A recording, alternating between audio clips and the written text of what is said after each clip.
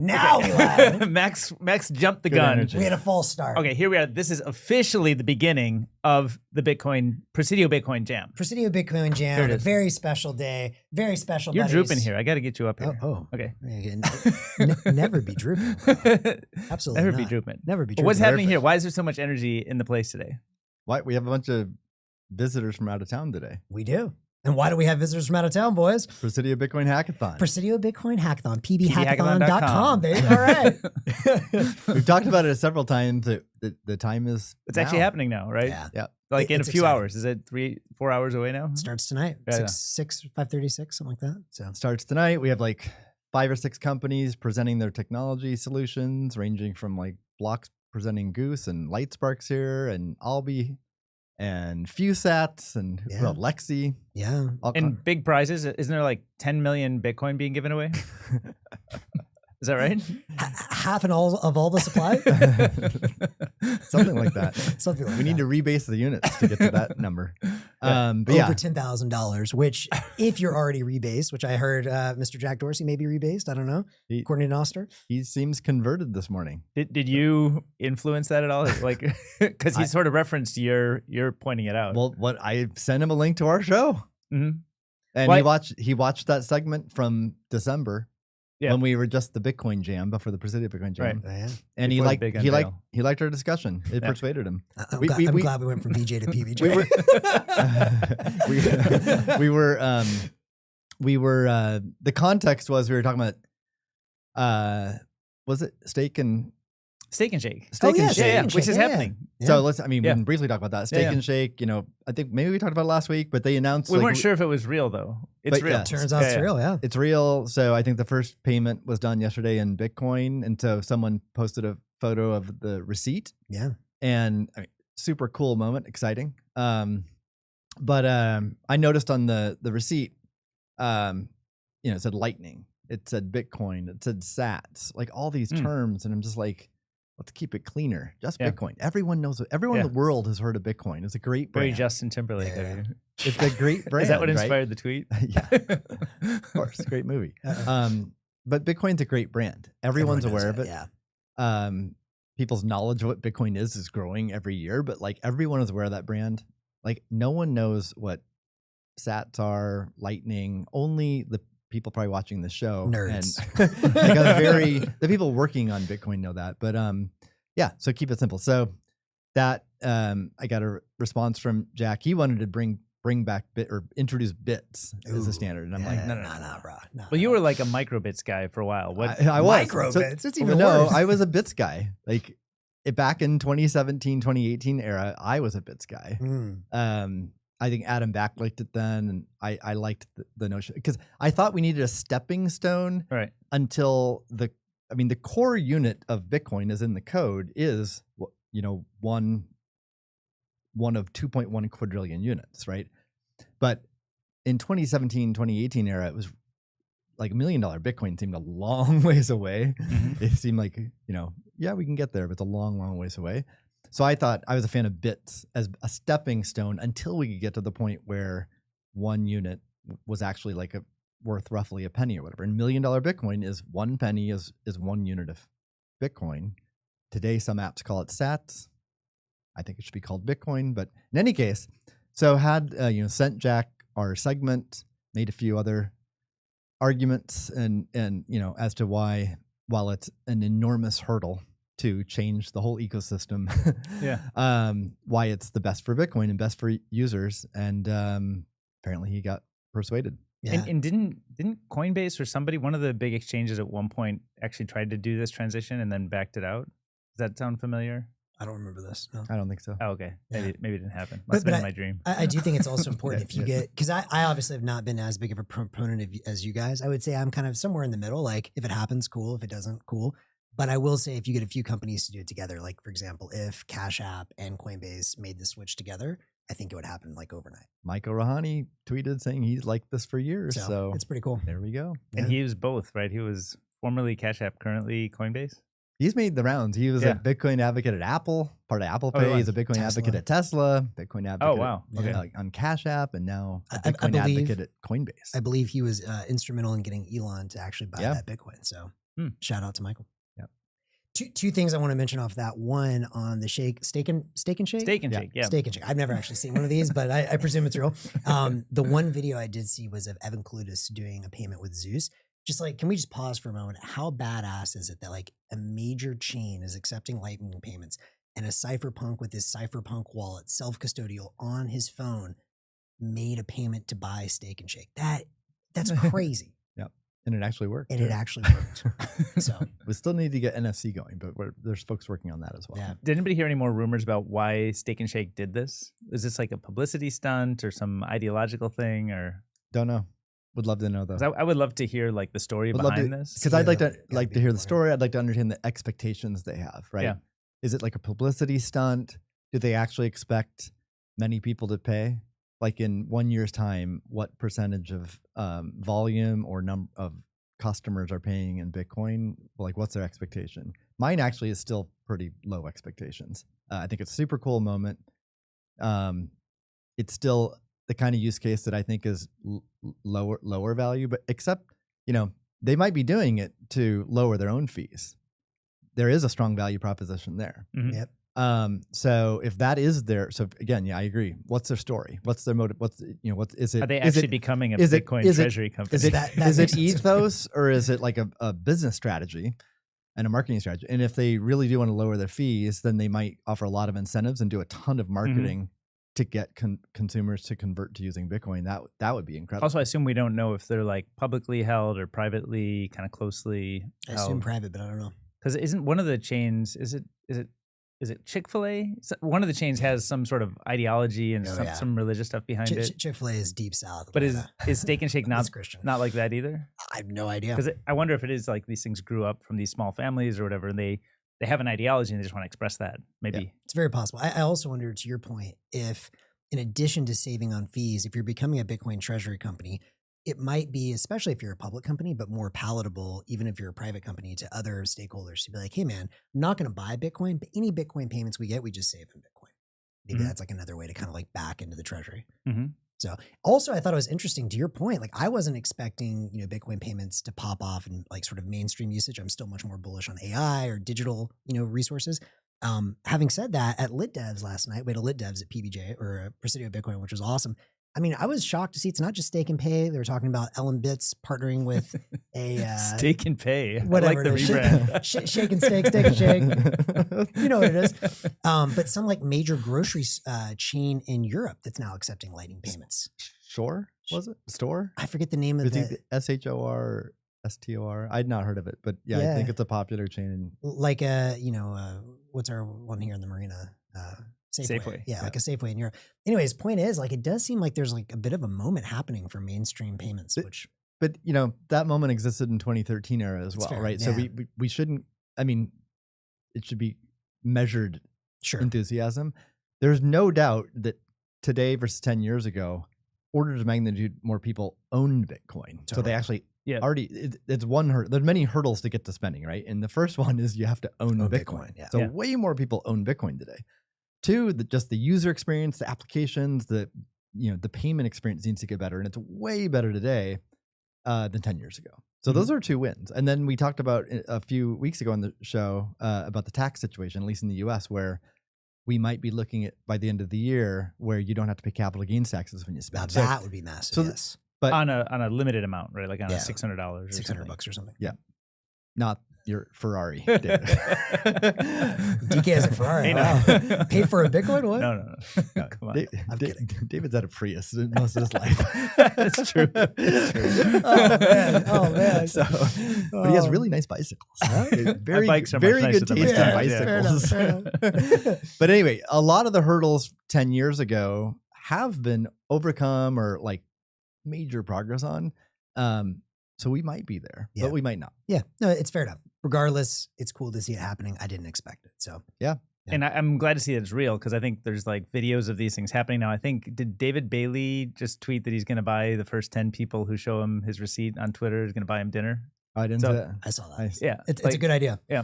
So it's kind of cool that it's like, it's real. I don't know why. I want to hear more about why and the story behind it, but it's really happening. Yeah. Agreed. And the power of magic internet money. I mean, this is what we see. People do this on Nostr all the time. Like, hey, I'll buy you a drink.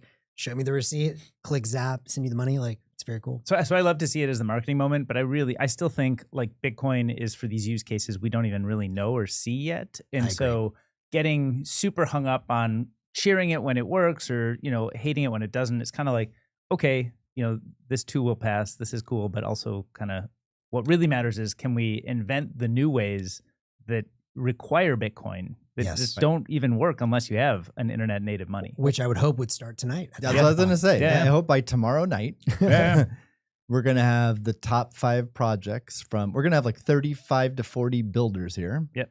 We'll see tonight how many teams form. Mm-hmm. Probably what? 10 to 20. 10 to 20. Yeah. 10 to 20 teams will form.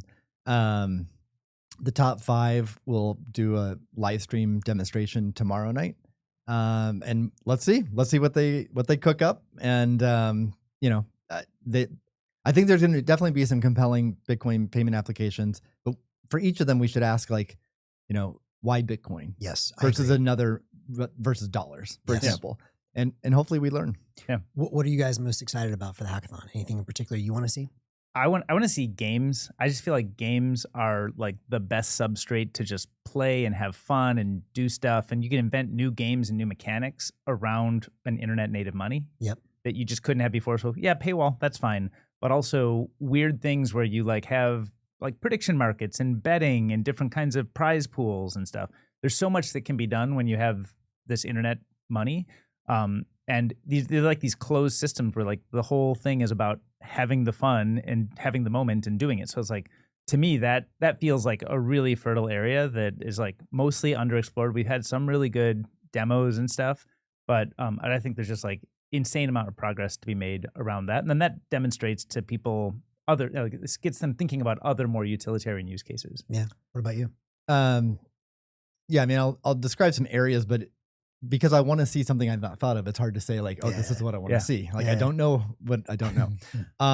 But exploring AI payments and like, with AI agents and what are some like useful payment situations. And again, where Bitcoin, the permissionless nature of Bitcoin wins, or, that the AI doesn't have to fill out a form and with this identity or something, something compelling there.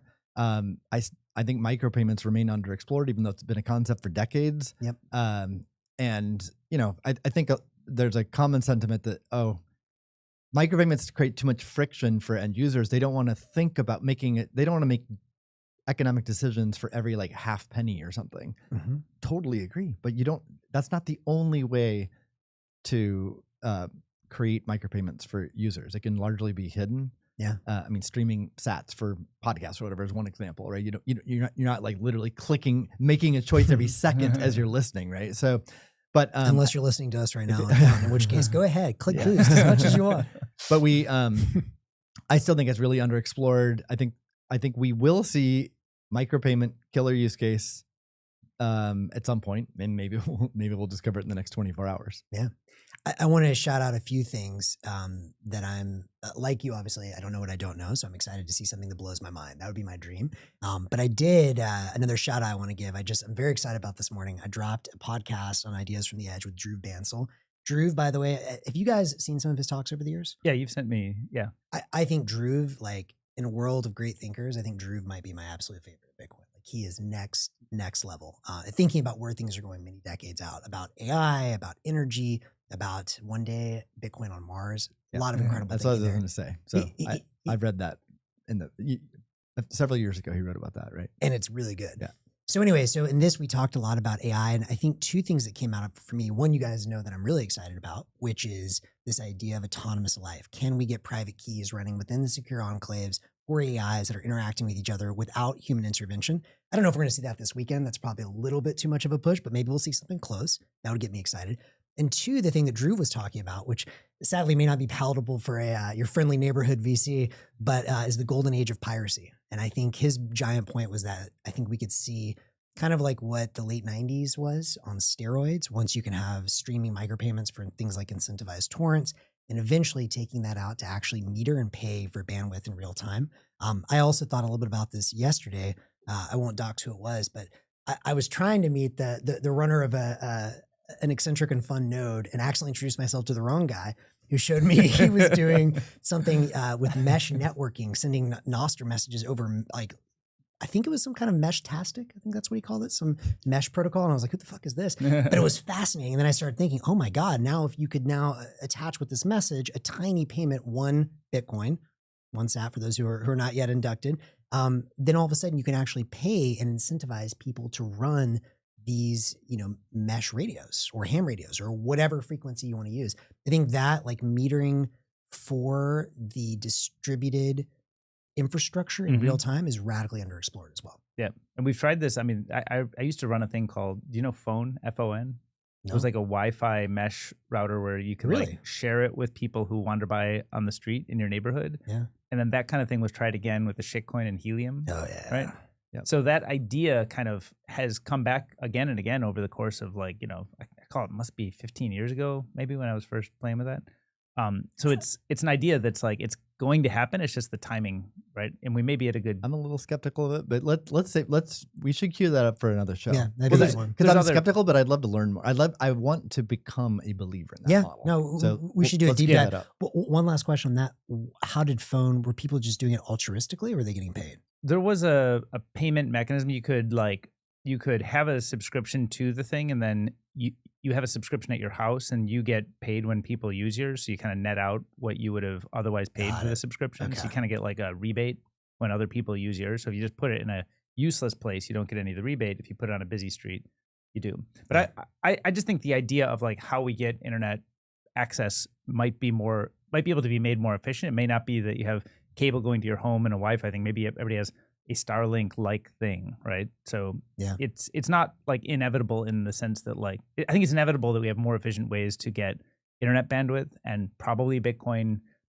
payments could be a part of that. Just like it probably becomes a part of every piece of infrastructure, whether it's like the database you're using or the energy you're using to power the data center.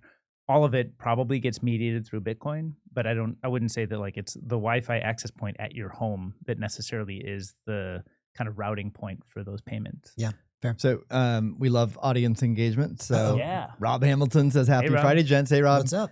Glad to have Anchor Watch, right? Yes. And I think I saw they just made a big hire. Oh, they did. Sorry, I don't have the actual news in front of me, but I saw. I think Rob was talking about a big hire they made today. So congrats, Rob, on the hire. You remember the name? Yeah. Sorry, I don't. I can look it up. That's okay. All right. I'm sure it was big. Knowing Rob, I'm sure it would be big. I'm guessing Rob wants to hear us talk about the Bitcoin blockchain and fees and like different use cases and stuff. Yeah. Should we start with Coinbase though? Because I think we can cover Coinbase in like 5 minutes, and then we'll get to the meaty topic. Shitcoin is going to shitcoin. Is that what I said? So we'll cap how much time we spend on Coinbase. But yeah, Coinbase. Mitch Kochman. Mitch Kochman as our head of growth. Yeah, congrats. Sweet. All right, great. Thank you. I knew he would know. I would certainly hope. Well, we're a phone-free show. Like we're not. Early episodes were like all behind our laptops, and I was like doing work while we were on the show, and not even like listening to you guys. Thanks a lot. Did I let that slip? Appreciate that attention. Wow, it's so much better in person. So much better in person. What happened with Coinbase? Well, okay, so I'm teed up. Coinbase, I think what it was there was an exploit, like a social engineering exploit of some of the customer service people who I think were based in the Philippines, and they were able to get a bunch of customer data. It wasn't private keys, it wasn't customer funds, but it was maybe stuff like social security number, blinded credit card numbers or something, partially blinded. Yeah, home address.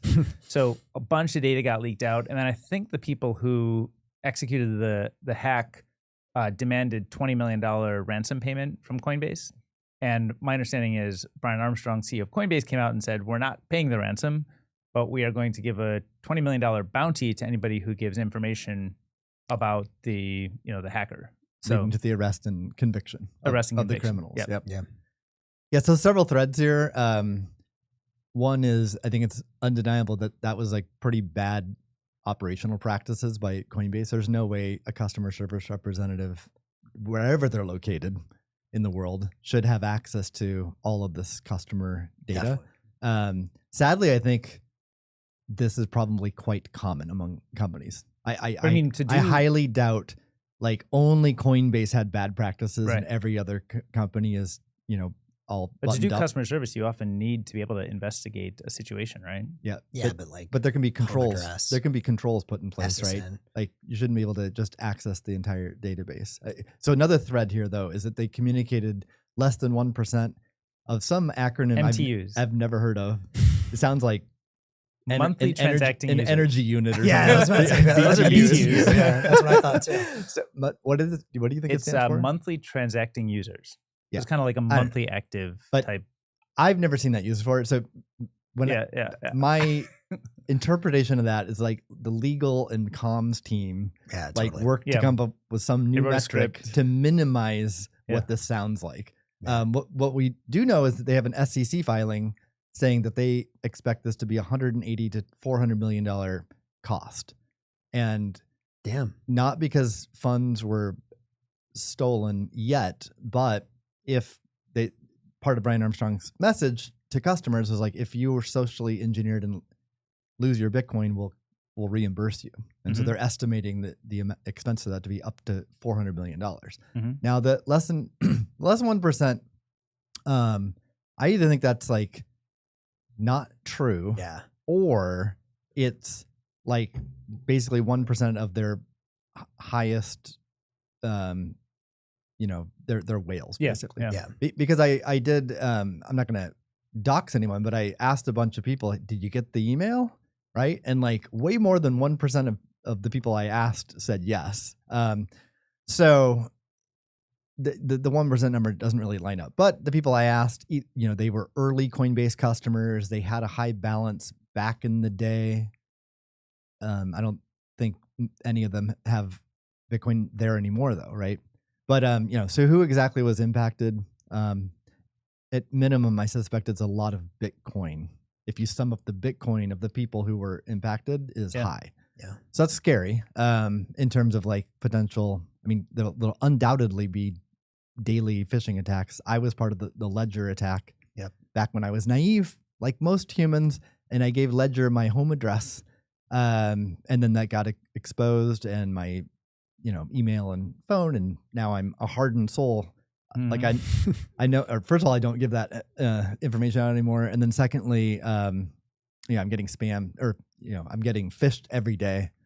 But I also notice those phishing attacks get more and more sophisticated. Yes. So I do wonder at what point, am I I'm like knowledgeable about it, aware of it, ready for it, hardened, but when am I going to fall victim to that?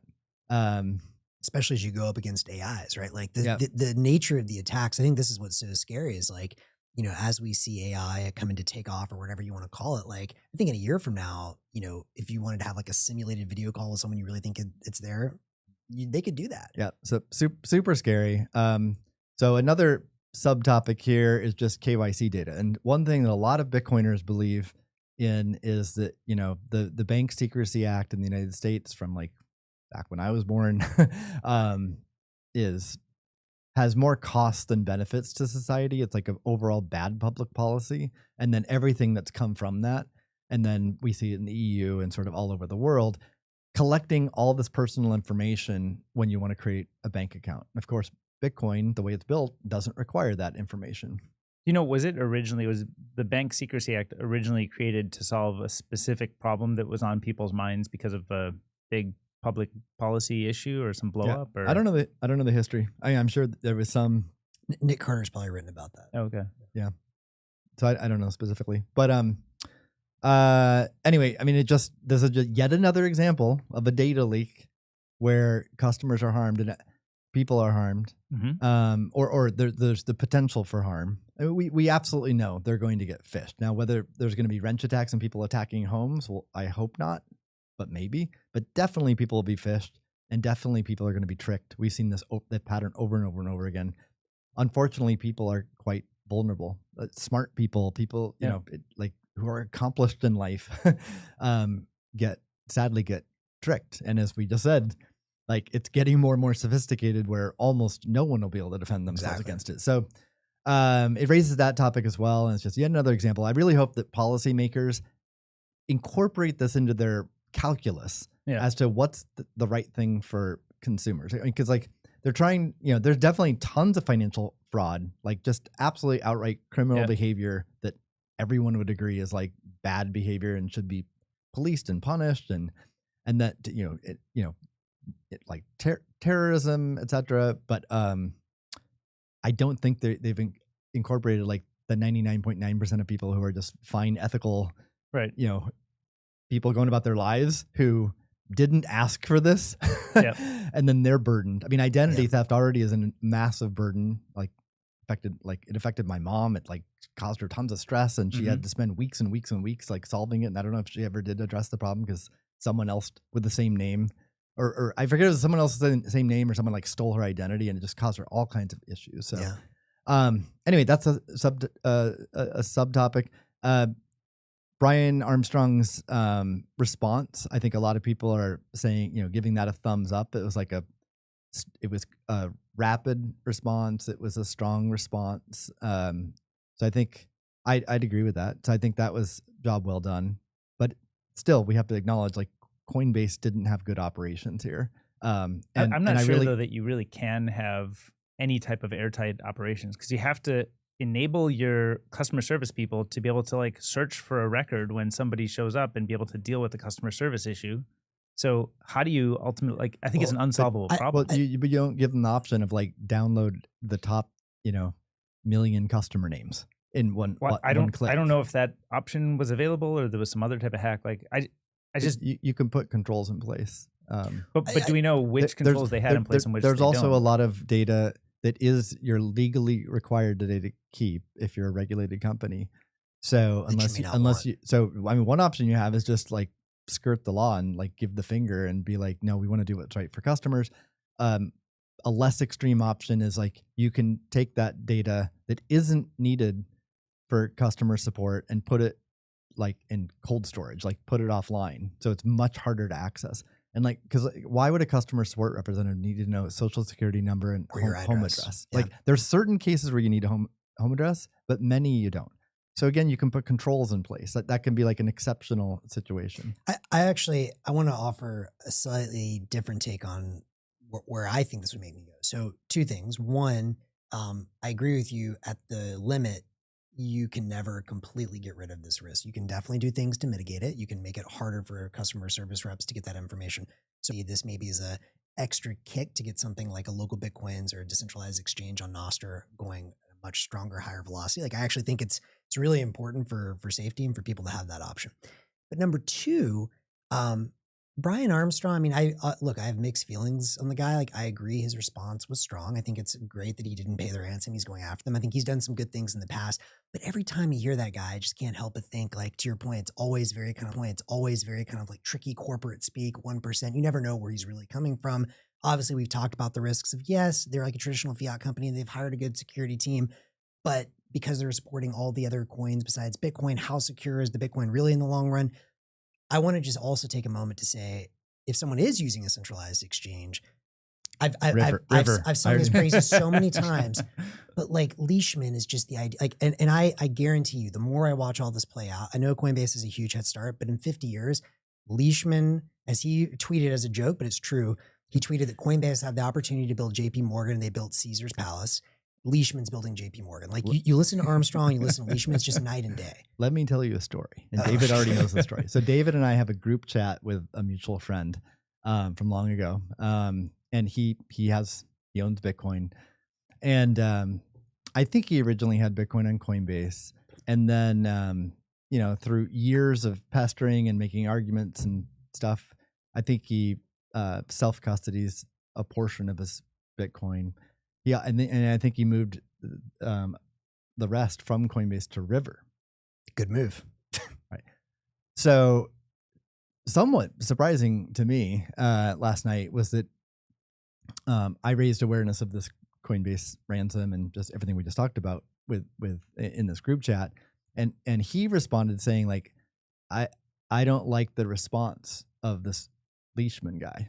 Really? And he's now moving his Bitcoin from River back to Coinbase, despite the whole context of this being like, why? He didn't like the. Do you remember the phrasing? Well, I forget the phrasing, but it was effectively, I think Leishman said, that's why we pay our customer support people a good wage or something. His sort of retort to why Coinbase was failing is not something that he's actually immune to. It's something he's still subject to. Yeah. And he just says, like, we pay better. Well, Like, that's no, not a, so I think it's more nuanced than that. And this is where I was going to go with this. I think Leishman's point was the bigger your team gets, the more attack surface there is, right? So True. Yeah. I didn't hear the like pay better, although that's certainly implied. But his takeaway from my perspective is if you have a smaller team, and I think, by the way, the best companies are not, going to be playing the old hyperscaling game of any 1,000, 10,000 employees. Like I think Leishman's point is if you have a team of 30 people and they're superstars and you write enough software to automate everything and you focus, and again, that's the key of focusing only on Bitcoin, not on the shit coins, then you can, do a lot more personal verification with people higher. I'm not saying he's immune from it. And like, obviously, like they're a much smaller scale. And I think he gave Brian Armstrong the props he deserved. But I agree entirely. Like it's also, and like maybe your friend doesn't see this and that's totally fine. It's his perspective, but like it's a culture thing. When you hire people that are there working at Caesar's Palace, like, I'm sorry, it's not the same as hiring. I think our friend's point, I don't think it was really about like where the customer support agent is. It was more, he didn't like the tone, or he got the impression that River's like just really second fiddle, like a little guy compared to Coinbase, which is true. And Leishman would say. But I mean, I'm not saying I agree with my friend. In fact, I mean, David saw my responses. I'm like, this is crazy. Like, I don't think internet dunking is a quality I admire. Yeah. That was a quote. Well, yeah. So I would suggest going with the real security, but yeah. Teach Anyway, their own. Anyway, we'll share this little for the segment record, with by the see what way, he thinks. I loved it. I think Leishman's like the generational CEO. So for the record, among us, I'm the only non-River bag holder. I'm I'm a very fan of transparent Leishman. about I'm a fan of River, but I don't think any centralized exchange can be immune to these kinds of problems. So I think they're doing the best job possible, but it's still get off the exchanges is the only real answer. I agree. And that was my first point of like, we need to see a DEX first, but in every decision I've watched for, since 2017, Leishman is he's done everything I would have done. So that's all I can say. He's doing a great job. But +1 to your comment, David. Yeah. Yep. Anything else on Coinbase? I think. What else? What else? DK wishes he was a River bag holder. We'll get there. I should have. Yeah. I mean, Steve kindly introduced me and didn't make the move. But yeah. What else on Coinbase? What else is they were just added to the S&P 500? Yep. Right. Oh, so it's kind of like I don't know if the timing of this hack was like strategic or what, but kind of like a given the middle finger right after they got added to the S&P 500. But yeah. That's a big milestone, though, for them and cryptocurrency. So. Yep. And notably, the hackers wanted Bitcoin. They got Brian Armstrong to say Bitcoin. That's a win. So down for the cause. We talked about loan products last week, Yeah.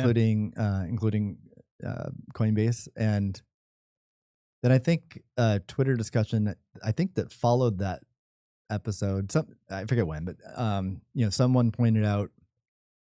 Because I think we said in the show that like Lava is the only solution where you self-custody your Bitcoin, like in a native way. Right. And that, so no other solutions do, including Coinbase. But then someone tweeted like with a screenshot of some kind of Coinbase marketing material saying that it's self-custody. So I asked some folks that I know at Coinbase if there's more context to that. Yeah. And I did get a response. It's an ongoing conversation, so I'll keep updating here as I learn more. But I think by that they're wrapping Bitcoin in CBBTC. Yeah. So by my definition, it is definitely not self-custody. Right. Like the customer who's taking the loan does not have control of the keys to their Bitcoin anymore. But then with the tokens you get, and then the ensuing contract, smart contract, that can be held. So you're holding in a self-custody CBBTC. Yeah. In self-custody, which is like an oxymoron. Exactly. I mean, to be fair, that marketing message is common within the Bitcoin world too. People who have wallets that use Blockstream Liquid call that self-custody. And, Lightspark's calling Spark self-custody. And I think, there's reasons behind that aren't nefarious. Yeah. So I don't like to make a big stink about it. Yeah. But I think it's really important. It's nuanced. Because it's nuanced. It's not as simple as like it is either fully self-custody or fully custodial. There's all kinds of area in between. What really mattered, the nuance is like trust. How Yes. much trust is there, and Correct. what am I trusting you about? Am Mhm. I trusting you with my privacy? Am I trusting that you could freeze funds, that you could steal funds, or all? And can you like unilaterally move against an individual versus just like the whole system? Exactly. So there's so much nuance, and that's, unfortunately, the devil's in the details, and that's really where we need to improve education. So when people use a product, they know what trade-off they're making. Yes. None of most of these solutions on the table they're not in and themselves bad, but if customers are misled to thinking they're trusting this institution less than they think they are, not as much as they actually are, then that's a bad situation. So as long as there's transparency, that's what we need to call for. I think that was our takeaway for all of these products is transparency, and for every individual user, if you're going to use one of these products, just make sure you can answer in general, I always like to say for anything you're doing, if you're investing or whatever, like drop all of the jargon, any complexity, like explain it like you're 5. If you can't say like very simple terms, here's the money, here's who holds the money, here's where the money comes from, here's how the money comes back, here's where I know the money is held. Super simple. If you can't answer those super simple questions, you're probably not ready to take it. I also just want to give a little bit of a follow-up to last week because we were talking about lava. And I just want to say that I was able to get it to work in a more meaningful situation, and it was smooth. So kudos to that team. They were really on top of stuff. And there's I haven't obviously paid it back and gotten it all to work, so I can't. Well, let's check back in a couple months. You took delivery of the couch. I did take delivery of the couch. Yes. So, most Bitcoiners don't even have a chair, and you have a couch. I know. I bet bro. you could seat at least 2 people. You are so luxurious. You also know I've been sleeping on the floor with no furniture for a long time, and I'm not even joking. You got the couch. I mean, it's a brilliant solution. You got the couch, and you didn't sell your Bitcoin. Correct. Right? No. It's perfect. Yeah. So I unfortunately, let's see. I last tried Lava, I think in December, and like there's so many amazing things about that experience that I'm excited for, but I found a ton of bugs. Yeah. Like a combination of user experience bugs, which you can get past, but it's like, oh, this could be made much slicker, and more it's also intuitive. scary if you're doing a big and then loan. some bugs where I just I couldn't transfer the stablecoin dollars to my bank account back then. So I actually tried it again this week. And unfortunately, Still bugs. You guys saw the bugs I encountered, but I got a bunch of errors. I still can't add it to the bank account. So, credit to Shazan though. He's got me connected with, I think, a dev on the team, and we'll get that resolved. Yep. So I remain like really bullish on Lava, what the user experience is going to become, and the kind of problems I'm finding, they're not like fundamental. They're going to be hopefully fixed quickly, but and that experience that I know we're going to see, like the ability to like so quickly get a loan, have that trust minimization, is incredible. And then the only question is about like the maturation process of the oracles and multiple oracles and big brands doing it. But there's no doubt that will happen if there's a real market there. Yeah. And then, what's the if there? If there's a real market there, is there a question? Then, I mean, there's definitely a market. You still, I mean, so for this to become like a really big deal, the rates have to be reasonable and the durations have to be better than 30 days, 90 days. I don't even know where it's at now, but like back in December, I think 30 days was the most I think there were 30 days. I think it's maybe 90 now or something. Yeah. And, I think they actually have 6 months now. Yeah. So that, as this market, if there's real demand, the rates are going to get better. The durations are, you're going to get more variety. And then the security will just get better and better because there'll be multiple oracles and it'll be kind of pretty much airtight security. I want 5% 30-year fixed. Then I'm all in. Yeah. I'll even take on a ton of leverage because I got 30 years. Because you got a lot of couches to buy.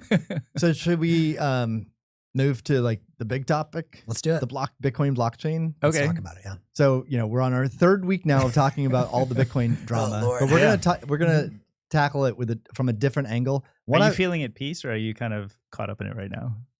I'm still engaging on it. But it's not stressing you out. It's not stressing me out. Good. It's exhausting, but I guess the high level points for me.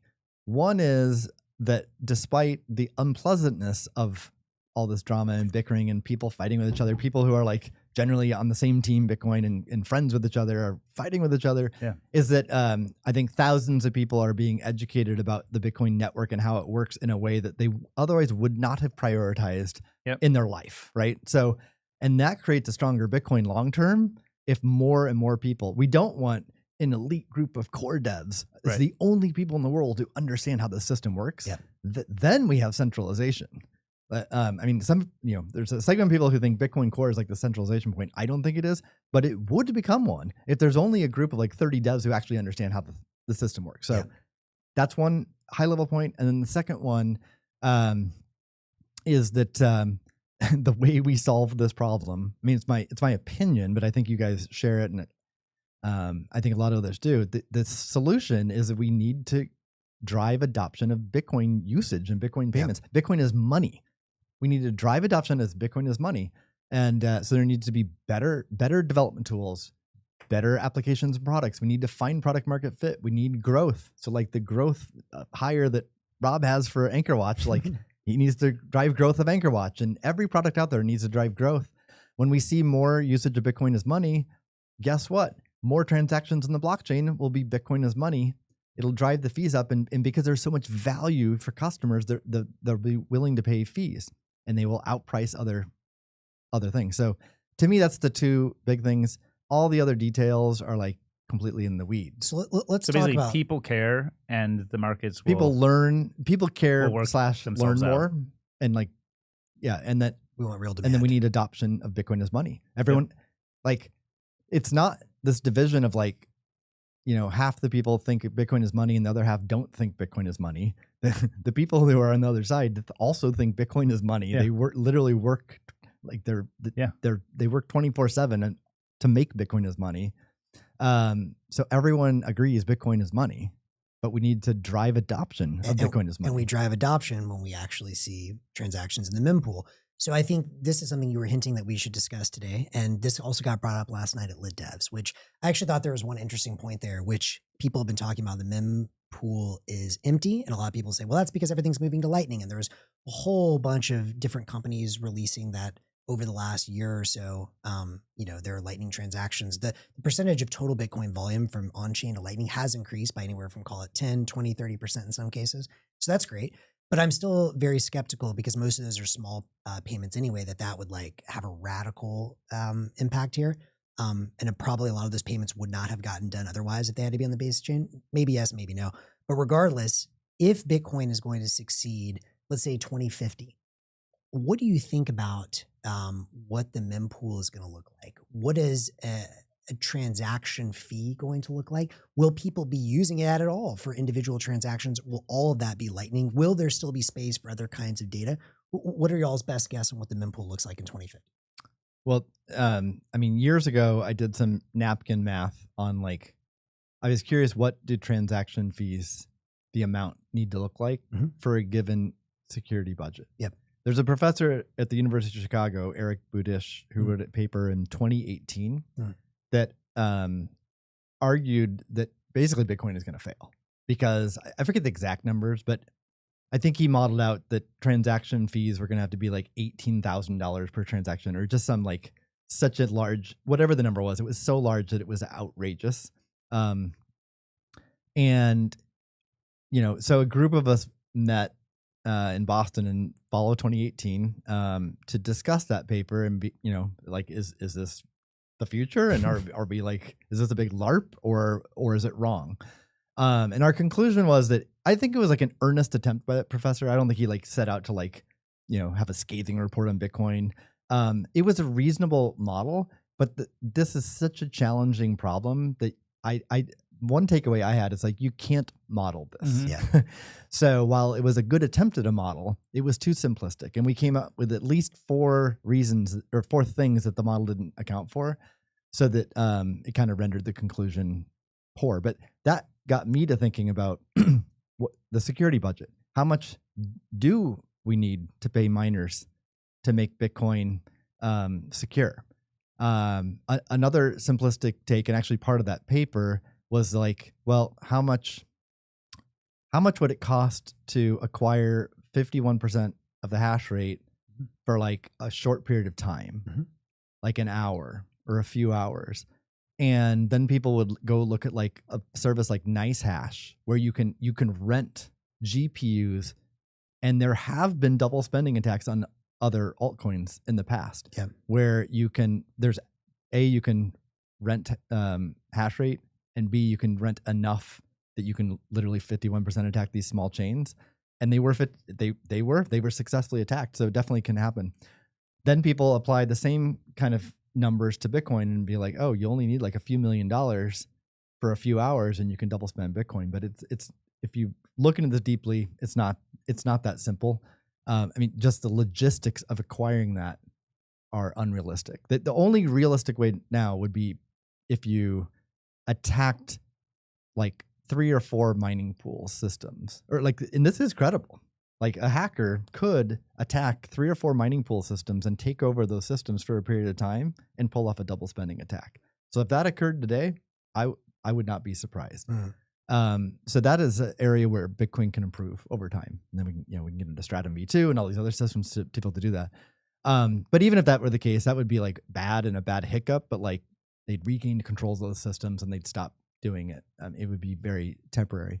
But in any case, the question is, how much security budget do we need? Because I mean, another important point to make is historically 99% of the revenues come from the subsidy. Yep. Less than 1% has been fees. That of course is going to flip over time. Obviously, at some point, it's 0% from subsidy, 100% from fees. But even in the next decade, we know the subsidy keeps going down in Bitcoin terms. Although it will go up in dollar terms. It goes up in dollar. So to date, the number go up aspect has, compensated miners quite well, but that obviously has to asymptote at some point. I mean, even if you believe in like number go up, forever, Laura, right? Yeah. Which I think we do, yeah. but not 100% per year forever, right? Yeah. I think we talked about recently, match GDP growth. Match GDP growth. But to be clear, that's after you reach like the stasis points. That's like well north of $10 million a coin. So. But anyway, the point is, there's going to be a huge transition in the dynamics of the business where fees are what miners are getting paid in. Yep. And so it goes from a function of like the price of Bitcoin is how much security budget we get. And we don't even know, do we need that security budget or not? Is it too high, too low, just right? We have no idea, because it's a pretty independent variable of just like what people want to value Bitcoin at. So when we move to fees, though, it's a very different equation. That's the amount of money someone's willing to attach to a transaction to get it broadcast and mined. That's a very different question than how much I think Bitcoin's worth, right? Or that people think Bitcoin's worth. So yeah, what is the security budget? It's a huge question. So I'm convinced there's no person knows the answer. There's no model that has the answer, but it's a really interesting topic to talk about. But then I also wanted to talk about like these different use cases on Bitcoin. Like for people who are concerned about spam on Bitcoin somehow hurting Bitcoin as money, that's a really legitimate topic. Even if you assume we can't stop the spam, it's still a legitimate question. Well, then are we fucked? right? Like we can't stop it. And then is it NFTs forever? Like in 2050, is the blockchain all NFTs and everyone around the world wants to use Bitcoin as money, but they can't? Let's talk about that. Right. So what are you, I mean, I have a bunch of thoughts, but I'll let you guys start. I mean, what do you see the mix as in the future? And like, can there be both? And like, what do the economics look like? I think, like this is like any networked system, this is a complex adaptive system. Exactly. And some people come in and do something that's in their interest, and other people come in and do something that's in their interest. In trying to reason about exactly how all of those things interact with each other, it's kind of fun and it feels satisfying intellectually, but I think it's really hard to get to a reasonable prediction about what the actual final result will look like. So I'm a little bit of the camp of like, hey, let's play with it and try things and see, and not try to imbue too much of our own opinion on it. And let's kind of see how it develops and see what people want. Like, I could be sympathetic to the idea that NFTs are spam, But I could also say like, well, maybe they're just a transitional, economic utility that gets miners paid enough for the next 10 years until the energy price has changed and the number of miners and the hash rate has changed and the efficiency of the mining equipment has changed. And like, there's so many variables that play into this that I think trying to make really strong definitive claims about exactly how it should be done is kind of a fool's errand. Now, what does it look like? Maybe it's NFTs for 5 years, and then maybe we realize that actually, not everybody in the world can deal with UTXOs, and those become like a final settlement layer. But there's something in Lightning or eCash or other layers that play into how, like, what actually demands block space, and it may not be just like a transaction from me to you, but it may be several layers above that where that's actually happening. I think there's two really important ideas when you think about technology, if you just zoom out for a minute. And I think this is something that a lot of people that are very ideologically motivated maybe miss because they're so ideologically motivated. And by the way, it can be ideologically motivated in the abstract or, like to your point, in terms of time frame. For example, I think like the Bitcoin Cash guys, right? Bcash, they really wanted payments, and we're going to get payments. But like, we weren't going to get them in 2017, and that was impossible, right? But we're going to get them maybe now, maybe in 2025, we finally have Bitcoin payments scaling in layers. So I would say, there's the danger of ideology in the abstract and the danger of trying to rush nature before it's ready to do what you want it to do. But the two key concepts I would encourage everyone to think about, and these are actually concepts I discussed deeply with Drew on that podcast I mentioned, is one, the idea that technology, not even the creator of a new technology knows what the technology is going to become. Yep. And this is an idea Kevin Kelly's talked about for decades. And the idea is when you put something out in the world, you certainly have a certain amount of will or volition with it. But once it's in the world, it's no longer yours. It has a life of its own. And as a student of technology in the history of science and the history of technology, one of the most interesting things to do is to find what we talk about also as the beautiful surprise.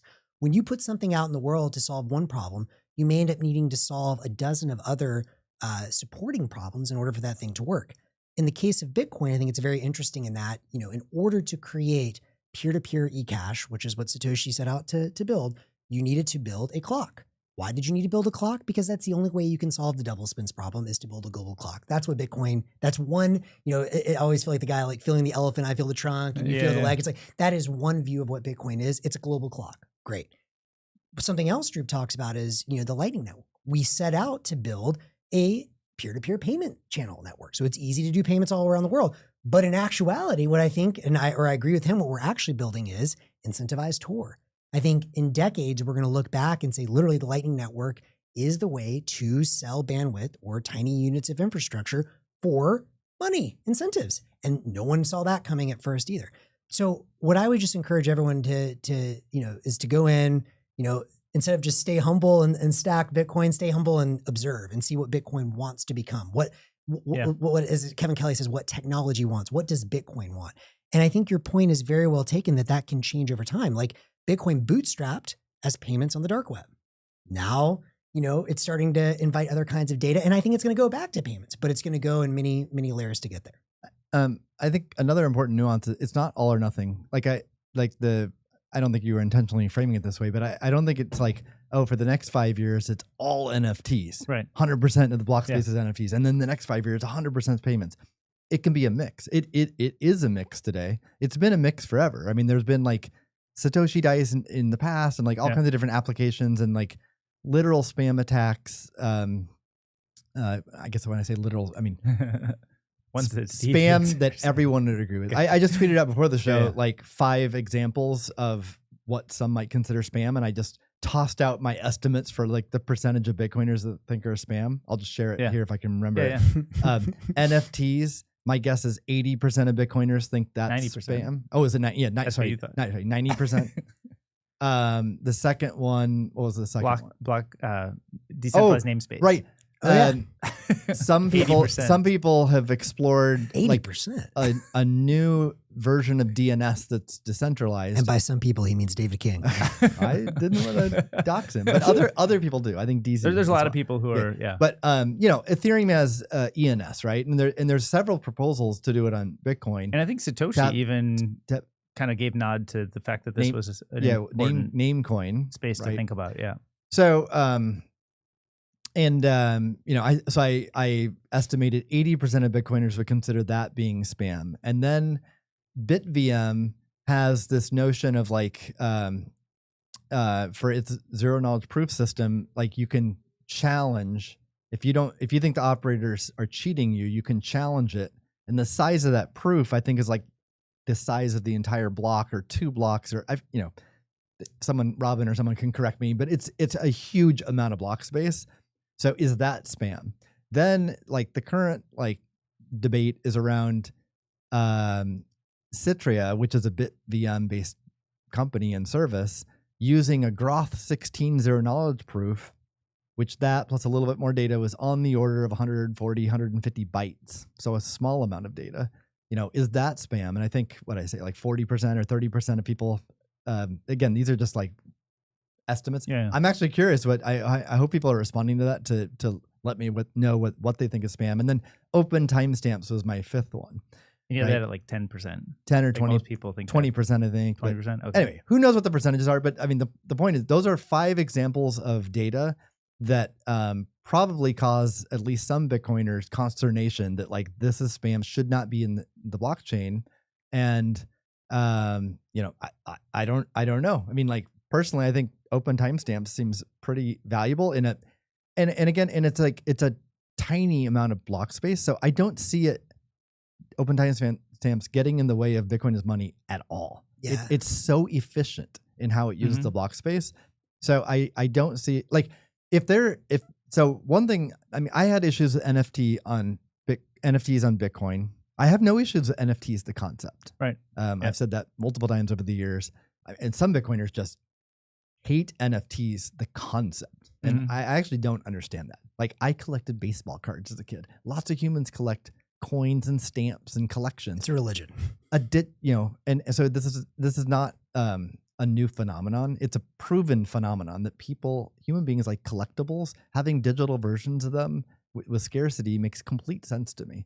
Now, which platform should it be built on? That's a really good question. Yeah. And a big concern I had with NFTs on Bitcoin is like, is it going to crowd out Bitcoin as money? Because what I care about is Bitcoin as money. Right. If NFTs are going to fuck with that, then I'm like, I'm going to join the current mob on like no spam. But there's like a distinction between, is the NFT, all of the visual data for the NFT stored as part of the blockchain, is all the visual data stored in a separate client outside that doesn't need to be synced with full nodes and just some sort of proof of it stored, or is it some other? I agree, those are variations, right? but like today, I mean, they are storing. Yeah, people are storing there's JPEGs on the blockchain, Yeah. right? So there's value to that. You get permanency, although there's subtlety with that as well. If nodes prune it, then you have a data availability problem. But in any case, I think we with what we understand of technology, we can't stop this, whether you like it or not. And so, but I also came to terms with, I don't think NFTs, even if they could become very popular, are going to crowd out Bitcoin as money. That's where I arrived at. And the reason why I think, if we assume, I think for this to be an interesting discussion, we have to assume Bitcoin as money is super popular, and we have to assume NFTs are super popular. Because if either are not popular, then it's not an interesting discussion. So if they're both really popular, I think NFTs will be stored on the Bitcoin blockchain in 2050, but it'll be like the Mona Lisas of the world, whatever the premium art is, actually, I never answered the question about modeling out Bitcoin transaction fees, but if we assume a security budget of $50 billion a year, which that's highly debatable, and that's a really interesting conversation, but it's a reasonable seems low assumption. But let's just use that number because that's what and assume no block size increase, and assume that we do the optimizations we know we can keep doing to Bitcoin transactions. It comes out to something like $200 fees per transaction in, I think it was the year 2036, 2038, something like that, accounting for like, and also the other assumption is $1 million Bitcoin. So if you assume $50 billion security budget, meaning every year the miners get paid $50 billion total, you assume $1 million Bitcoin, you figure out how many Bitcoin are minted every year at that point. And I forget the mix. I think it was 40-60 between subsidy and fees, but I could look that up. Anyway, it comes out to $200 transaction fee. So, you're not going to mint like every Topps baseball card and then trade them for like $200 each. But for like premium art that's worth tens of thousands of dollars, hundreds of thousands of dollars, millions of dollars, then you might. Then we have to look at the economics of Bitcoin as money. And, if I go to Steak and Shake, I'm not going to pay a $200 fee, obviously. Unless it's a big order. To buy my food. But by the year, we're already seeing like tremendous innovation in layer 2s, Lightning, and many other systems. That's only going to continue to get better. And so by the year 2050, I hope that would like be flourishing, and that you can pack many, many, many payments within that $200 transaction. I think things are pretty optimistic for that. Which is more like a final settlement, like the Swift network kind of. Yeah, where you're opening and closing Lightning moving channels. things. Lightning channels, like or a single person to a a single person. multi-party shared channel, which there's already lots of R&D happening with that today, and we're going to see that grow, and we'll find problems and failure points with it and keep improving those. But so if we reach this world in the future in, I guess now, like 10, 15 years, where we're at $200 transactions, I think we can see a world where there's like the world's demand for Bitcoin payments will work. This network, the Bitcoin network and the blockchain will work economically, and retain our censorship resistance, retain our fixed amount. The monetary policy of Bitcoin won't change. We'll keep all that. Everything that Bitcoiners care about. Yeah. And there can be some NFTs in the blockchain, and it won't inhibit that. I think if I had to summarize everything you're just saying right there, I'm going to reframe or rephrase the Kali tweet we said last week. Fees are the filter. Like, to me, this is a very, very simple. It's literally like, it's very silly that this is even a debate. In my mind, like, there is zero reason for this debate to exist the more I think about it. The reason is, do you believe in free markets and do you believe in subjective value or not? Full stop.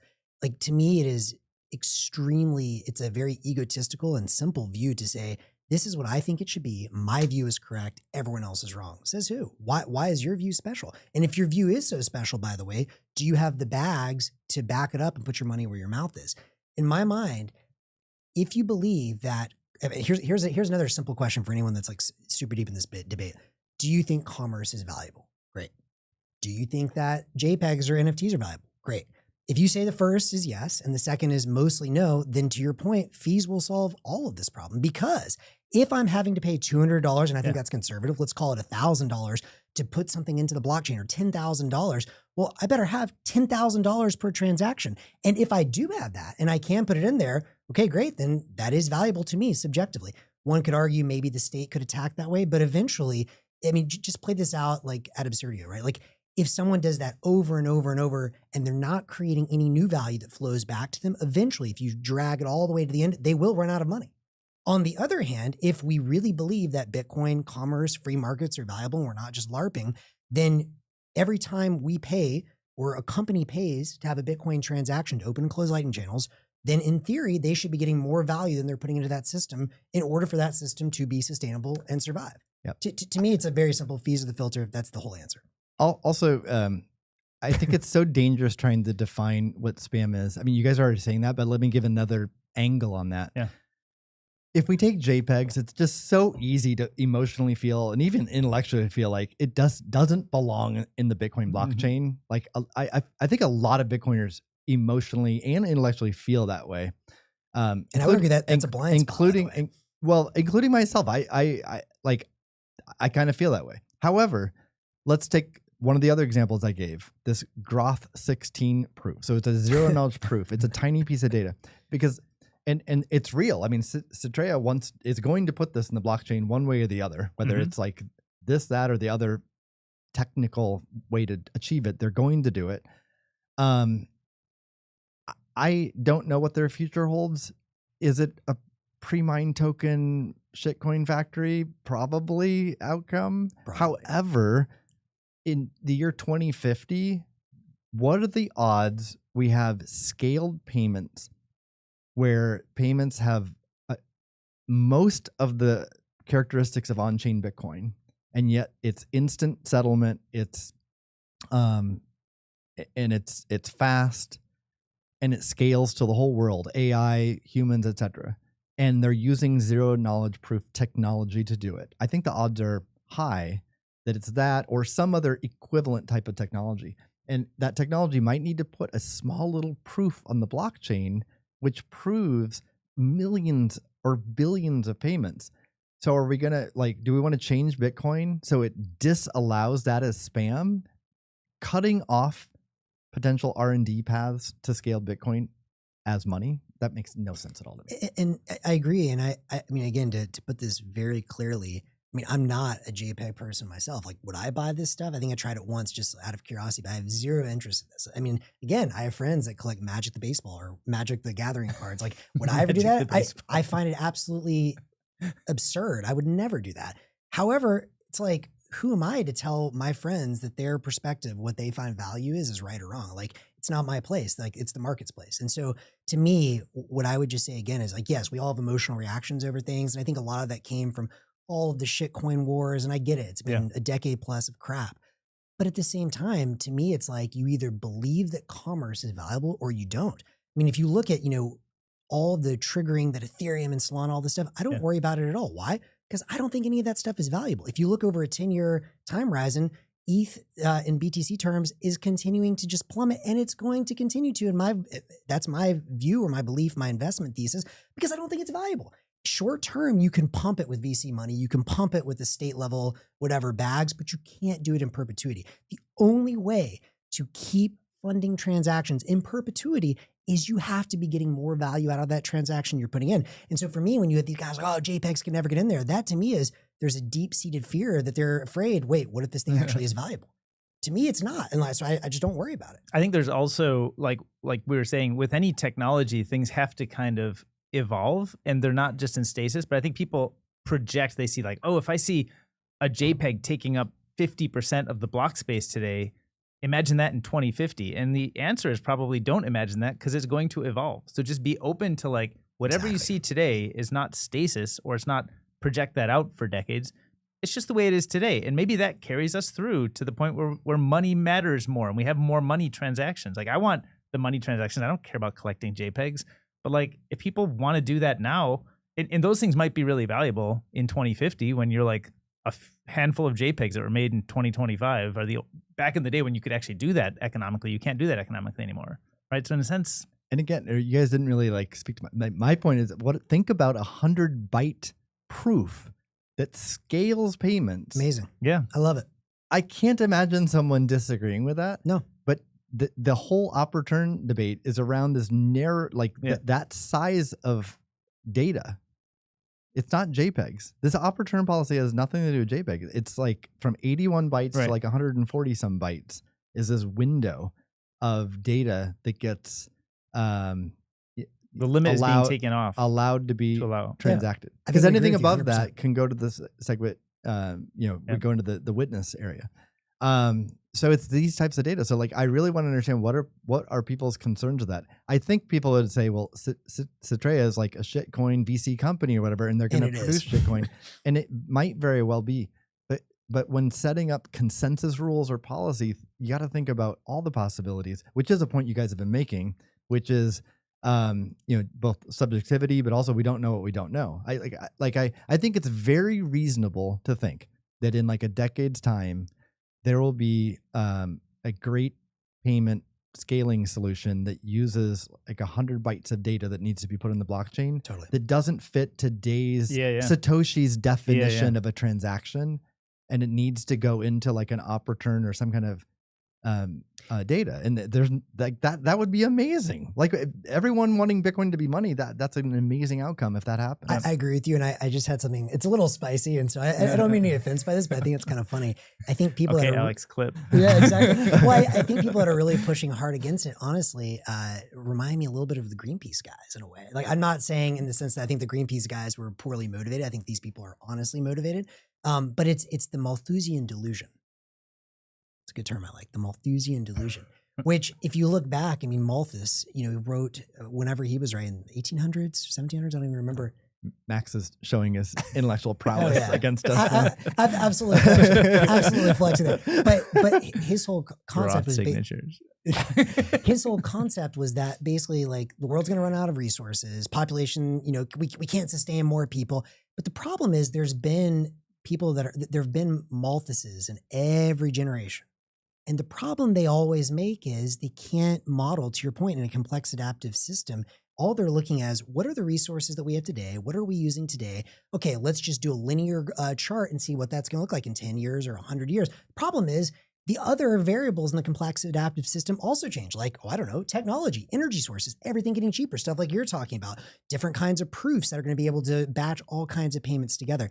And so it's the same thing when people are like, oh my God, Bitcoin, we're using 1% of the energy. By 2025, it's going to be 100% of the energy. We're going to boil the oceans. And of course, that's not what happened, because at the same time, the cost of solar is plummeting, the cost of batteries is plummeting, the cost of wind is plummeting. And so, I don't know.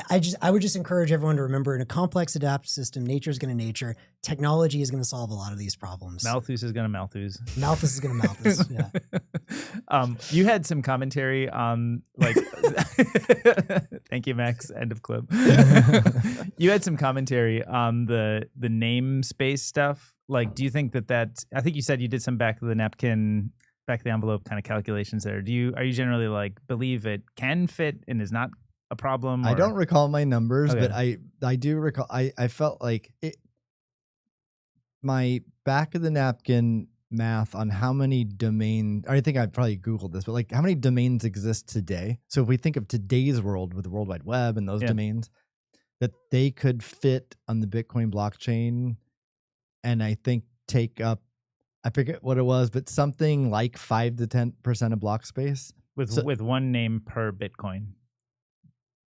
Out of the 2.1 like that. quadrillion Bitcoin. And it's then a really good name. And the fees paid were like on the order of tens of dollars per name or something. So something that's credible. Mhm. Like today you go to a registrar and pay $12 or 20 or 30 or 40, whatever. So I tried to that's the price. Yeah. Here's how many domains exist today. What is it? How does it fit in the blockchain? How much space does it take up? It was something like 5 to 10%. So that at least demonstrated to me, like, okay, it's feasible this could happen, not get in the way of Bitcoin as money. You're crowding out maybe 5 to 10%, but it's not, I mean, something that takes 1% or 5%, sure, it affects the economics, but it's not, I mean, if it takes up 99% of the block space, then that's a very different system. Yeah. And that's where I would start to get concerned about, this stuff is going to crowd out Bitcoin as money. But again, it gets back to the economics. Now, where there might be some, first of all, I might have done my napkin math wrong. But also, like, the future of namespace might need like orders of magnitude more names than what exists today. Yeah, when I think about the problem, I think about domains, social media handles, and payment addresses, which you could argue are kind of like ican.coms, Twitter user handles, Instagram user handles, and like, Venmo type, Cash App, PayPal, Cash Cash App, So- cash tags, yeah. So maybe one way to scale it is like, sort of you have a master domain and like that goes on the blockchain. And then from that you have many subdomains and those are stored on some other system Mm-hmm. that has data availability risks, but is economical. Mm-hmm. Like Blossom Service, Maybe which that's we talked about last week. Yeah. So maybe that's how that evolves.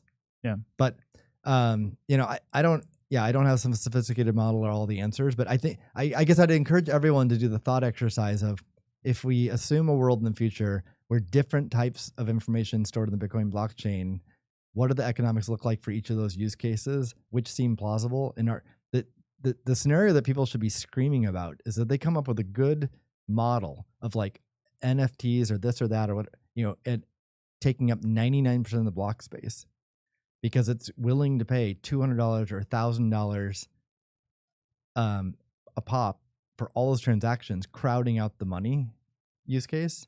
That's scary. So if someone wants to do that math and make that case, that'll get my attention and I get a lot of But people's crowding out attention. the money also means that they have a model for how many transactions get bundled into a given UTXO or kind of a transaction on the base layer, right? Well, I think we must assume we're not increasing the block size. I mean, another separate exercise we can do is like, let's increase the block size. And what does that world look like? But like, I mean, like say like 1,000 Lightning transactions that happen in for the money handful use of case. UTXOs for the money use case. Yeah. But I mean, a challenge I'd put out there for someone is like, who's worried about JPEGs, is to come up with a scenario where they're taking up like the dominant portion of the block space, like 99% of the block space. You can calculate how many transactions that is, because if my model is right, $200 per transaction, or yours $1,000, both of those are reasonable futures. That's per Bitcoin transaction where we put like 3,000 per block, but like some of these JPEGs and what people they're literally taking the entire block space for a picture of Trump or whatever, right? So that's 3,000 times $1,000 or $3 million. And I think this is the whole answer. Who has that kind of money? So, and they'll have to keep doing it in perpetuity, right? So so I'd love to see that mental exercise, and can a plausible scenario be drawn out where non-financial data is willing to pay more than Bitcoin is money? And if yes, then I think we have a very serious problem. Yeah, and I think as part of that, again, you'll need to explain how whoever's funding that can keep doing that. Again, short-term attacks or short-term, some guys made money in Ethereum, whatever, fine. But like, if you think they can keep doing that for decades, there's a reason, and the reason is they're making money out of it. That's what I would be very curious on.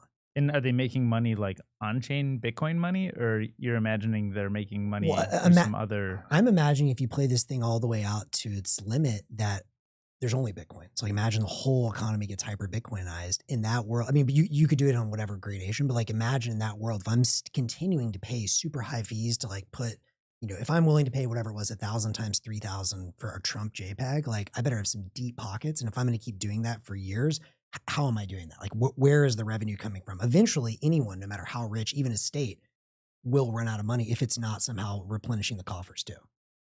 Mm-hmm. And I would argue that if you're using Bitcoin as money, like I think the whole thesis, right, of Bitcoin and free markets is you pay something because you're creating more value in the world and you're capturing some of that value. I mean, this is just like basic markets, basic capitalism. But it's always time split, right? Like the reason you have a job is because people aren't making money at the time they need to make the investment to build it. Yeah, right? That's true. So I think time is a universal piece of the money equation always. It can't be separated. Yeah, I agree. Should we do last topic? No hot takes there. What do we miss? MicroStrategy. 15 minutes. Is MicroStrategy going to kill Bitcoin? No. Yeah, what else can kill Bitcoin? Yeah. What else can kill Bitcoin?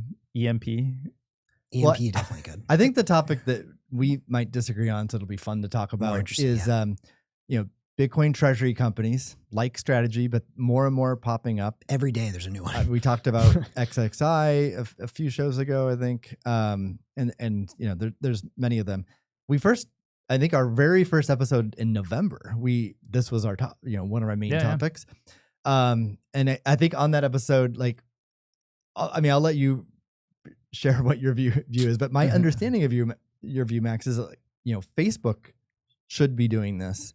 And like highly successful, very profitable companies that have nothing to do with Bitcoin should convert their company into a strategy like, levered Bitcoin play. Maybe I'll give some nuance. I might be unfair in that, but that's my perception. Mm-hmm. What I feel like is I think that's crazy. But I think I think there's a case. I mean, there's like this Strategy introduced this concept in August of 2020. In October 8th, I think 2020, Block announced that it added Bitcoin to its treasury in a very different way, though. It was like something like 1% of Block's treasury was put into Bitcoin, and it's increased in value over time. I don't even know what the percent. I mean, the treasury's increased too, so I don't know if it's like still 1% or 5%, but it's on that order. That to me is what the guidance should be to like companies around the world, small and big, whether you're Facebook and Apple or you're a SMB, like a small, medium-sized business. It should be something like single-digit % of your treasury in Bitcoin, and like the levered, where you're selling to debt funds and equity funds. That feels like a very specialized play that I think either there's going to be a handful of winners or maybe just one that'll just swallow up the smaller fish and just be one. And that could be like a strategy, an XXI, or maybe some new emerging one, but something like that. So I'm curious, what did I get wrong there, and what are your thoughts, Max? Well, I think I've evolved a little bit. And to be clear, I wouldn't say I have like, this is 100% my thesis. I think it's also evolving. But what I would say is, first of all, I highly recommend everyone watch Saylor's last keynote speech, where he really breaks down in very like great detail what exactly MicroStrategy is doing, what the vision is. And one thing that I really took away from that talk, and he's mentioned this before, is when he presented to Microsoft. So Microsoft last year, there's a shareholder resolution saying, hey, we should explore having some amount of Bitcoin on the balance sheet. So I'm going to put the leverage aside for a second, but just convert any of our treasury, whether it's the block play, a small amount or a big amount. Let's explore this. And so Saylor went and presented for 3 minutes. That was also a great presentation. And what was interesting to me is he presented a spectrum. He's like, I forget he had all these fun names like double maxi and triple maxi and investor and tech guy. The point was there was like 6 gradations or something like that, where, there was everything from a very small allocation to a medium-sized allocation to all of your treasury to a little bit of leverage to, 10% leverage, 20% leverage, 30% leverage. I don't know if those numbers are exactly correct, but that's the gist of it. I think my point that I made back then was, and I guess every company and every individual is in a different position, and they should obviously understand their own capital raising, their own business, and like make their own decision. But my general take is that I don't see any reason, if you understand what's happening here, why you I think almost inevitably, the further you move from like dipping your toes towards hasta los huevos, so to say, I think you're going to be rewarded more and more by the market. So for example, Block, incredible that, everyone knows I'm a big Block fan. Incredible that they kicked off this movement. I would argue on the spectrum, forget leverage for a minute, between 1% and 100%, if they had moved from 1% to 10%, I would argue the share price would be higher today. If they had moved from 10% to 50%, I think it would still be higher. Now, obviously I'm not running the company. I'm not sitting there, understanding because public trading, whatever. And I know you also have to have complete control, which I think Jack and one other person do. But my general point is I think that the further you get along that curve towards maxi and above, the more the market is going to reward you. Now, the danger here, of course, is, if you start playing leverage, I think a little bit of leverage can make sense. The 10%, 20% leverage, I think the key there is transparency, knowing what you're doing. This is the key in the MicroStrategy thing, where I think he's made it very clear. We've discussed that Bitcoin would have to fall to some extremely low number of the way he's sold his debt, for 5, 6, 7 years out to be $15,000 or something crazy for them to start going underwater, which, you'd have to be really short Bitcoin to do. But I guess my general point is, I think on that spectrum of nothing to triple maxi, which is what Saylor is, I think every company should be several notches to the right of where they are. Now, I know your objection that you raised was, well, if I'm a Facebook or I'm an Apple or an NVIDIA, it can confuse the message for investors. And I think that's fair, but I also think that investors are pretty sophisticated, the high end, public equity, funds. And I think they can break out the two different ideas of, okay, you've got this revenue generating business. And one of those revenue generating businesses, if you're saving in fiat, which is literally on fire, your options are to either do share buybacks or some kind of dividend, and they can model that, or put it into the hardest money that's ever existed, growing 30, 40, 50% CAGR, depending on your models. So I wouldn't say everyone should have leverage, but I would say, and just as like a little window into the private world, which I think we all have a window, and I have a very large window into. I would say in general, most of the companies I know are, let's say, at least 20% Bitcoin. Many are 100% Bitcoin, and many of I think the best ones are further to that 100% mark. Leishman again, I think he's made an incredible sort of series noting like you either believe in this stuff or you don't, and they continue to keep stacking in their balance sheet somewhere. I forgot what his number was, if it's 20%, 50%, but it's high. So I wouldn't say everyone should have leverage. I think leverage should be on the table if you're intelligent, you know what you're doing. I think Saylor certainly is in that camp. I have no idea on these new sort of SPAC-like companies. Those seem very dangerous to me just without understanding the specifics of it. Maybe each one's fine. But I think if you're here, you should probably move like 5 notches this way. What are you optimizing for? Are you saying like this is advice for how to get the highest market cap, highest value per share? Value per share.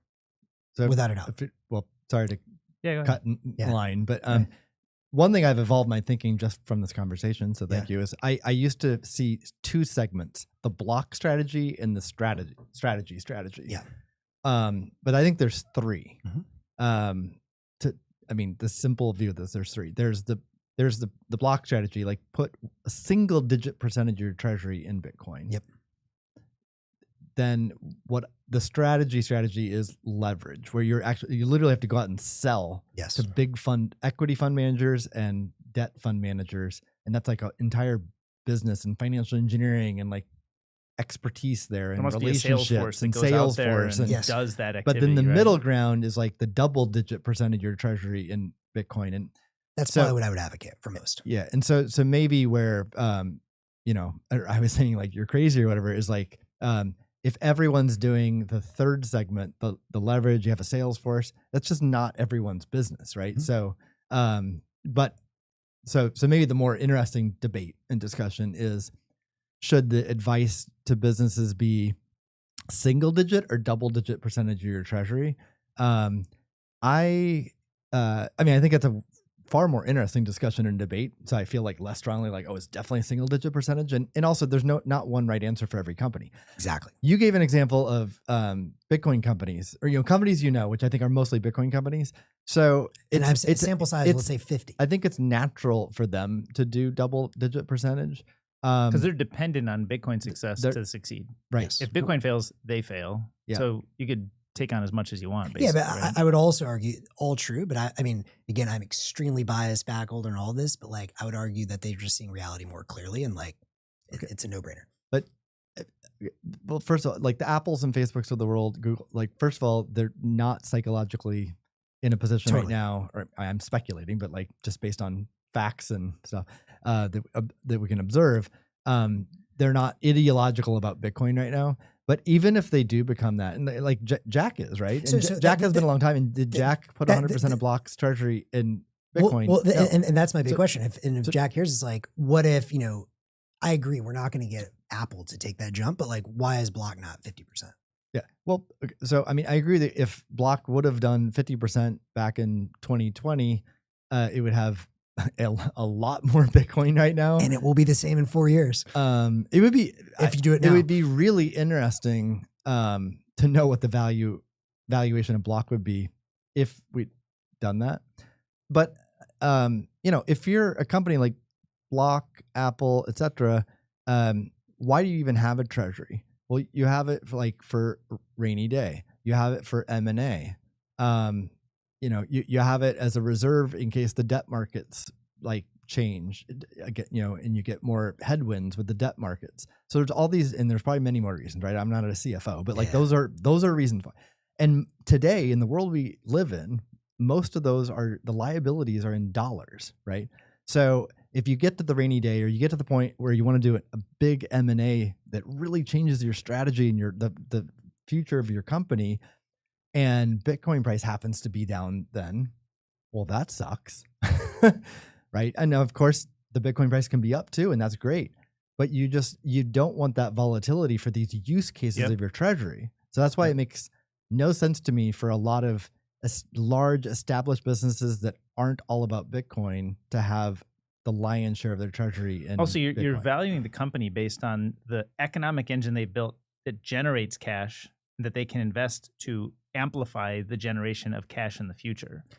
So if they know for sure what that future is, the future is Bitcoin, and they can see it clearly. What I would want them to do, if I were a shareholder of them, I want you to buy back use all of your US dollars, don't buy any Bitcoin, buy back all your shares, make my share price go up, and then let me either sell those shares or lever them for me to buy Bitcoin. That's what I want to happen. It's very simple to say, like, see it clearly, break it out, and this company generates cash, and I don't invest in them partially because they have this like Bitcoin exposure and partially because they have this economic engine they built. I invest in them because of the economic engine, and then I make my Bitcoin investments separately, and I can use that as an asset or collateral to make more Bitcoin investments. But mixing them doesn't buy anybody anything. So I would have you watched the Sailor Talk? I don't know that I have. I would strongly recommend everyone watch the Sailor Talk. My point is, I get what you're saying. But take what you learned though, and refute what he said. Because like what he just said is very logical to me. I get it, and what I would say to that is, and I don't think we're gonna have time to do the full discussion on the show today. Okay, backpedaling. No. But, I think that's old world thinking. I really do, and I think the question is, I think we want to have a much longer conversation of what is finance, what evaluations look like on a Bitcoin standard, and I would say everything you're saying is correct, pre-Bitcoin. And what I would say now is, if I know that you can build a machine that's going to generate money, which is what I think of a company is, and I know you have two options. You have an option to save in one thing, which I know is volatile to the downside. And like, I know the inverse, the negative CAGR that is, versus an asset that I know, yes, volatility short-term, but one that's also mitigated by the ability to borrow against that now, which is really helpful with stuff like lava. But I know the CAGR on that is 20, 30, 40%. Then I have two options. Will my money machine that spits out more Bitcoin be more valuable, or the money machine that spits out something that's devaluing? That's my general take. I actually think we're all in agreement. And here's how we tie all this together. Yeah. It's just a matter of timing. So if we look at the next 20 years, the small businesses of the world who are ideological about Bitcoin see the future. Right. Bitcoin companies, those are the ones today that have 50 to 100% of their treasury in Bitcoin. And then you have the blocks of the world, and Coinbases have a small percentage of their treasury in Bitcoin, but they got off zero. Right. And then fast forward a few years, it's going to be like a lion's share of the small businesses that will have Bitcoin. And then the Apples of the world will have 1 to 5%. And then if you fast forward 10, 15 years from now, 20 years from now, as the world shifts to hyper Bitcoinization, everyone's rising. It's just phases. Yeah. So because the Apples of the world do have to deal with the reality of the liabilities they pay today are dollars. Totally. But in 20 years, 30 years, 40 years, I don't know, long term, those liabilities will switch to Bitcoin. And I guess what I would just say that just to be clear, I mean, I definitely get your point if every investor is sort of already orange pilled as well. And what I would just say is that most people that are buying Apple are not Bitcoiners yet. Like, they're not going to do what you're saying. But if I'm Apple and I realize, and it's also to be clear, I get your point, they have to pay things for in dollars. But if I do start to understand that I can, maybe they start with 1% and then they start moving slowly there. Although I think they should just go deeper if they understand what's actually happening. But whatever, you gotta shift the orange window over time. I do think the tech companies that make this move first, my hypothesis, are going to radically outperform the other ones. Because at first there will be some question, but if I know whatever, Meta's spitting off this much cash, Apple is spitting off this much cash, I hold that stock for 4 years and I see this is what it resulted in just stock buybacks versus, or maybe they have a new idea, but very few companies have new ideas. Block is one exception because it's founder led. They do actually have new ideas, which maybe that's a little bit different. But if they don't have like truly radical new ideas, then I think those companies that save in money that goes up 20, 30, 40% CAGR are going to radically outperform the others. That's my hypothesis. But then I just want to sell that stock and I want to either buy MicroStrategy if I really understand it, or I want to buy Bitcoin, but I don't want to have this like thing that's exposed to the idiosyncrasies of the mobile phone market. If I believe that Apple is still a great business, like I want to own Apple because I believe people are going to keep buying. If you think people are going to buy iPhones, then invest in it, and management should not hold Bitcoin in treasury and should give you exposure to will people buy mobile phones in the future. A little bit of pushback, though, David, is that the argument you're making has been made before, independent of Bitcoin, right? Yeah. The very classic argument between shareholders and companies is, why are you holding all these dollars on your balance sheet? Yeah. And like, for a long time, Apple paid no dividend and Google paid no. Does Google pay a dividend? Little bit, today? yeah. They do now? Yeah. Small, But I mean, it's minor.